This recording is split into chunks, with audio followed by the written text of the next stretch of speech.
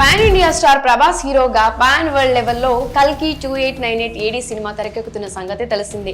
ఈ మూవీకి మహానటి ఫేమ్ నాగ్ అశ్విన్ దర్శకత్వం వహిస్తున్నారు. ఈ చిత్రంలో ప్రభాస్ కు జంటగా దీపికా పడుకోని నటిస్తున్నారు.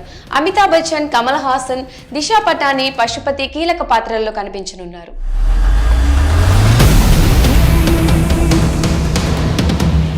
చిత్ర షూటింగ్ ప్రస్తుతం తుది దశకు చేరుకుంది. ఇక సినిమాను ప్రముఖ టాలీవుడ్ చిత్ర నిర్మాణ సంస్థ వైజయంతి మూవీ తెరకెక్కిస్తోంది. దాదాపు 600 కోట్లతో మూవీని నిర్మిస్తున్నారు.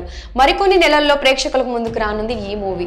మే 9వ తేదీన ప్రపంచవ్యాప్తంగా విడుదల కానుంది. తెలుగులో పాటు తమిళం, కన్నడ, మలయాళం, హిందీ భాషల్లో కూడా తెరకెక్కుతోంది. అయితే ఈ మూవీ విడుదల విషయంలో వైజయంతి మూవీస్ ఓ సెంటిమెంట్ ను ఫాలో అవుతున్నట్లుగా తెలుస్తోంది. వైజయంతి మూవీస్ తెరకెక్కించిన జగదేక వీరుడు అతిలోక సుందరి సినిమా 1919 మే 9న విడుదలైంది. చిరంజీవి నటించిన ఈ మూవీ తెలుగునాట సంచలన విజయాన్ని నమోదు చేసింది.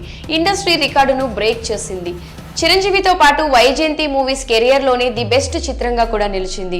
చాలా ఏళ్ల తర్వాత వైజయంతి మూవీస్ మహానటి సినిమాతో బ్లాక్ బస్టర్ హిట్ ను అందుకుంది. నాగ్ అశ్విన్ దర్శకత్వం వహించిన ఈ మూవీ కూడా మే 9నే విడుదలైంది.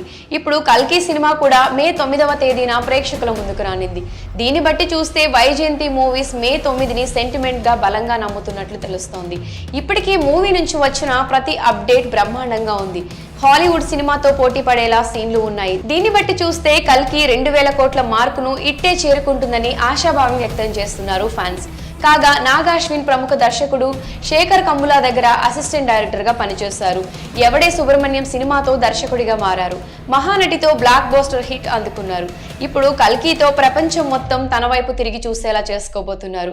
మరి వైజయంతి మూవీస్ కల్కి విడుదల విషయంలో ఈ సెంటిమెంట్ ఫాలో అవుతుందా అంటూ వస్తున్న వార్తలపై మీ అభిప్రాయాన్ని కమెంట్ సెక్షన్ లో కమెంట్ చేయండి. మరి వైజయంతి మూవీస్ కల్కి విడుదల విషయంలో ఈ సెంటిమెంట్ ను ఫాలో అవుతుందంటూ వస్తున్న వార్తలపై మీ అభిప్రాయాన్ని కమెంట్ సెక్షన్ లో కమెంట్ చేయండి.